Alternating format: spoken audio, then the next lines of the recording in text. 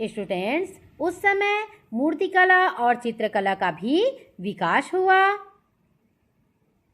चित्र में देखिए, बुद्ध गांधार शैली में बना हुआ है मूर्ति और महावीर स्वामी का मथुरा शैली में बना हुआ है मूर्ति। ये देखिए,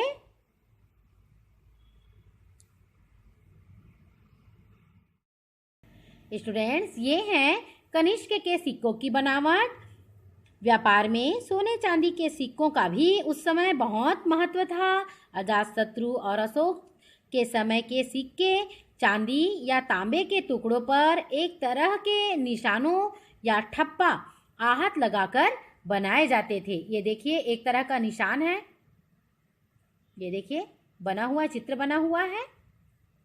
जबकि हिंद यूनानी राजाओं के सिक्के सांचों में ढलते थे। इनमें राजा की तस्वीरें और उसका नाम भी लिखा होता था। इनके प्रभाव में आकर भारतीय राजा भी इसी प्रकार के सिक्के बनाने लगे। ये देखिए, राजाओं का चित्र बना हुआ है सिक्के में। तो इससे प्रभावित होकर भारतीय राजा भी सिक्कों में राजाओं के चित्र बनवाने लगे। ये देखिए, और उस समय मूर्ति पूजा का भी विकास हुआ।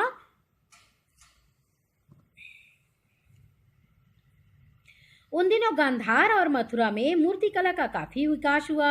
गांधार भारत के उत्तर पश्चिम में है। यह हिस्सा यूनानी व कुषाण साम्राज्य में था। इस कारण यहाँ भारतीय और यूनानी कला का मेल हुआ। गांधार में बनी मूर्तियों में हम यूनानी मूर्तिकला के प्रभाव को देख सकते हैं। इन मूर्तियों को चुन्नटों की बनावट पर जोर दिया गया है। ये देखिए, लेकिन मथुरा में बनी मूर्तियों में ये प्रभाव नहीं दिखता। मथुरा के कलाकार मूर्तियों की हृष्ट पुष्ट आकृति पर ज्यादा जोर देते थे और चुन्नटों पर वे कम जोर देते थे। ये देखिए, मथुरा के मूर्ति में चुन्नट नहीं है और गांधार शैली के मूर्ति में चुन्नट है। आप देख लीजिए। और उस समय धर्म और दर्शन पर भी काफी जोर दिया गया। रोमन साम्राज्य और यूनान से संपर्क के कारण गणित, ज्योतिष और खगोल शास्त्र की जानकारियों का भी आदान प्रदान हुआ। इन विषयों से संबंधित यूनानी ग्रंथों का अनुवाद संस्कृत में भी हुआ और हफ्ते के 7 दिन, 12 राशियां आदि बातें भारतीय विद्वानों ने विदेशियों को समझाया और भारतीय विद्वानों ने भी उसे अपनाया।